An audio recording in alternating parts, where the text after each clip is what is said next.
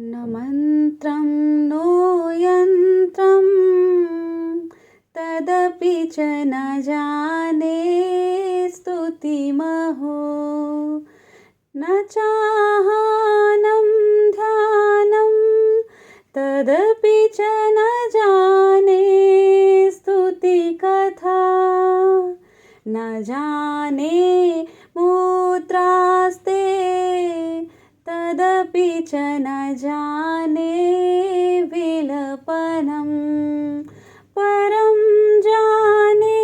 मातस्त्वदनुशरणं क्लेशहरणं विधेरज्ञानेन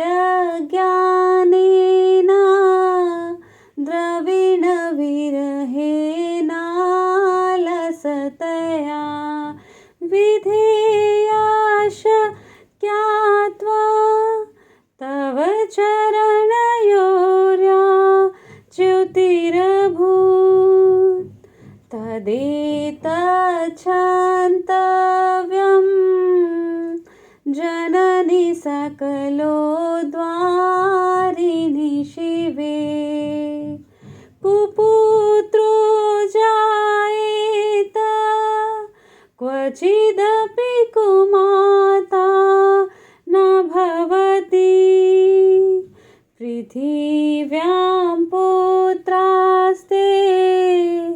जननि बहवः सन्ति सरला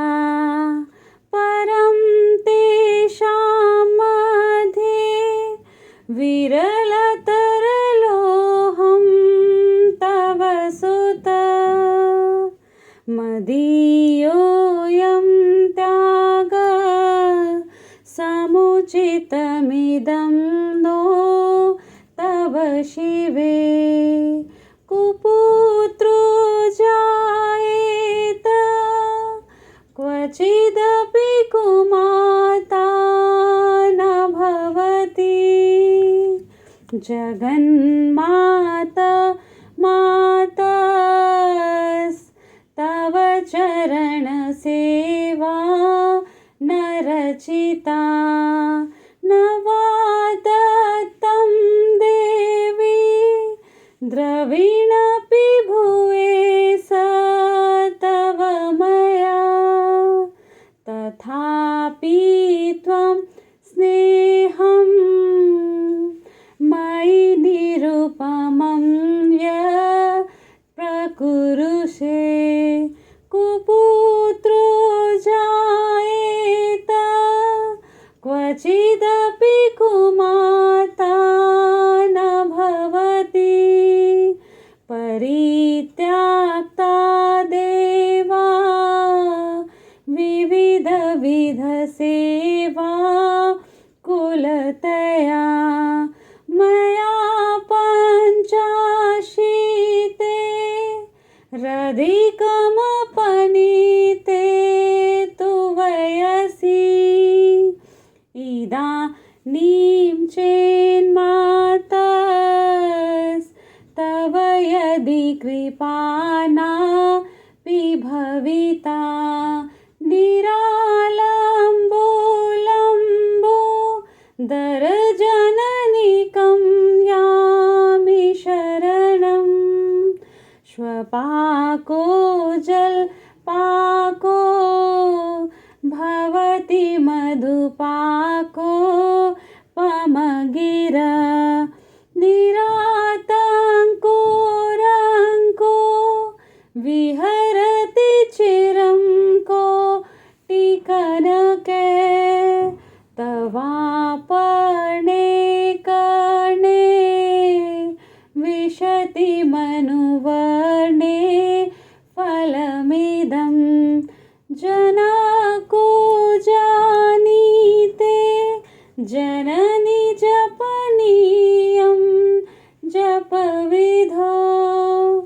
चिताभस्मालेपो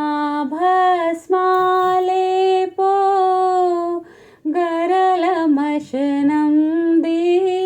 कपर्धरो जटाधारी कंठे भुजगपतिहारी पशुपति कपालीभूतेशो भजति जगदीश कपदविं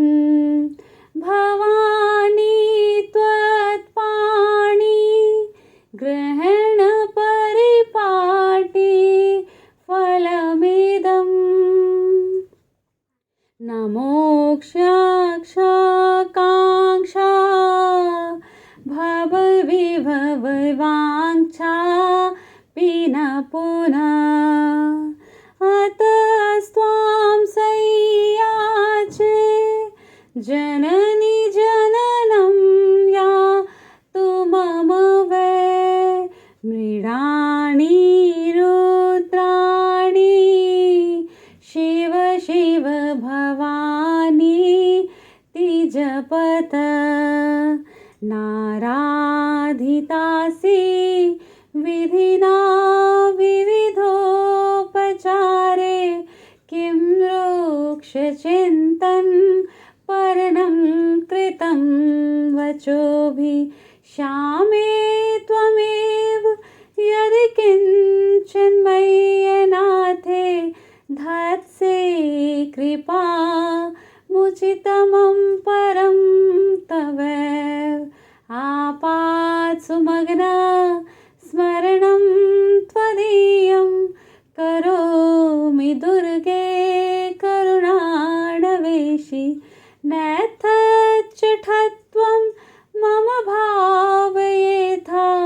शुद्धातिशार्दा जननीं स्मरन्ति जगदम्ब चित्रमय किं परिपूर्णा करुणामयास्ति चेन्मयी अपराध परंपरा परम नाही माता समुपेक्षते सुतं मत्स्मय पाप की नास्ति पाप धने तत्स्व नाही एवं ज्ञात्वा महादेवी यथा योग्यं तथा कुरु।